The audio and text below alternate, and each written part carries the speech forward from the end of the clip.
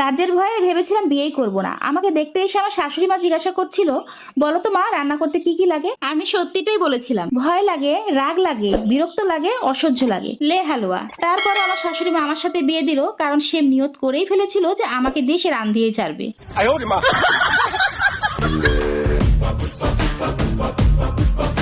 तू कांधे को उठा के चले पड़े न कोई पल्ले आसमां से दो गुना ऊंचा तेरा कद है इतनी गहराई तेरी सागर की क्या हद है